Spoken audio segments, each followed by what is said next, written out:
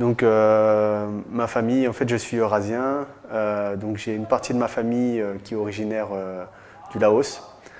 Donc mon père a grandi toute sa vie au Laos. Son grand-père était un docteur et sa mère était une femme au foyer. Donc il a vécu jusqu'à 18 ans au Laos et il a dû partir de ce pays parce qu'il y avait la guerre. Donc il est venu en France et il a rencontré ma mère. Donc concernant la famille de ma mère donc avait le père de ma mère il n'avait pas de travail et sa mère était une secrétaire médicale, donc il travaillait dans les hôpitaux avec les docteurs. J'ai grandi moi toute ma vie à Paris, donc j'ai actuellement 25 ans. J'ai une sœur jumelle et une petite sœur de 10 ans. Donc moi j'ai suivi un parcours scolaire qui m'a permis de devenir ingénieur en mécanique. Ma sœur jumelle, elle, a suivi un parcours plus dans les banques et la finance. Et ma petite sœur est actuellement encore scolarisée. Donc voilà, c'était pour la présentation. Donc mon père en ce moment donc, est électricien. Donc quand il est arrivé en France, il n'avait pas de diplôme. Donc il a fait plein de petits travaux. Il a été notamment garde du corps, vigile. Il a travaillé en tant que technicien, électricien. Donc des travaux qui ont été difficiles. Il a vraiment souffert de ça. Il a travaillé beaucoup sur les chantiers avec des gens qui étaient issus de l'immigration et qui n'avaient pas fait beaucoup d'études. Donc un milieu qui l'entourait qui était assez pauvre. Et ma mère, quant à elle a suivi en fait les pas de sa mère. Elle a continué à travailler dans les hôpitaux. Donc moi j'ai grandi à Paris, j'ai fait toutes mes études à Paris.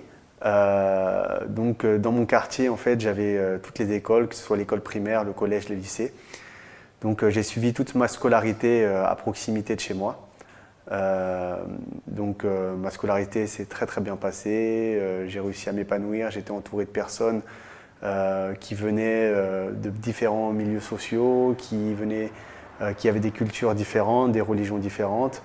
Et donc voilà, j'ai aussi été au lycée et j'ai obtenu mon baccalauréat donc en 2002 dans un lycée qui était à côté de chez moi. Et ensuite, j'ai décidé de poursuivre vers une voie scientifique. Donc j'ai fait un parcours universitaire à l'université à Paris, à Jussieu. Et ensuite, j'ai fait une école d'ingénieur à Compiègne, en Picardie, où j'ai pu participer à un programme d'échange à l'étranger, en Angleterre. Durant ma scolarité, généralement, mes professeurs étaient contents de moi, et mes parents aussi d'ailleurs, parce que j'avais des bons résultats. Je me qualifierais de quelqu'un d'assez timide. Les professeurs m'ont souvent dit que j'étais quelqu'un de timide et réservé. Et voilà, c'est tout ce que je me souviens en fait de mon parcours dans les petites classes.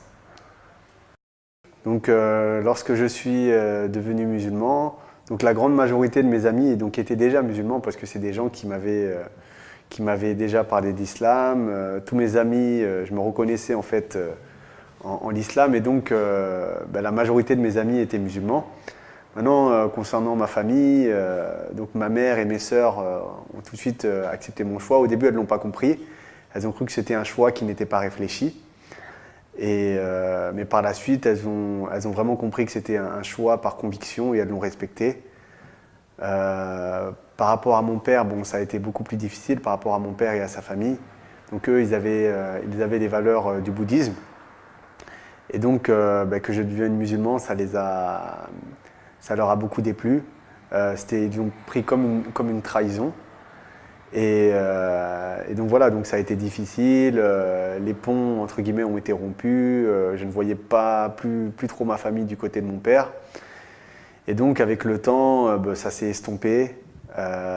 Donc j'ai pris sur moi, j'ai essayé de respecter les liens de parenté, faire des efforts avec eux.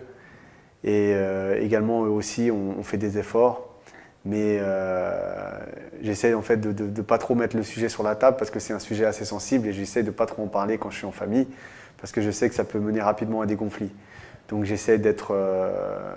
je sais ce qu'ils pensent et voilà. Et donc j'essaie de ne pas trop en parler.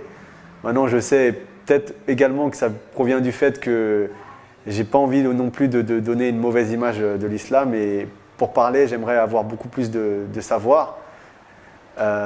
Et donc étudier davantage pour pouvoir expliquer clairement les tenants et les aboutissants de cette religion. Je pourrais effectivement en parler, présenter les choses, mais j'ai peur que si mon père me pose une question assez délicate et que je ne puisse pas lui répondre ou alors mal lui répondre tout simplement, j'ai peur que ça ait des conséquences très graves.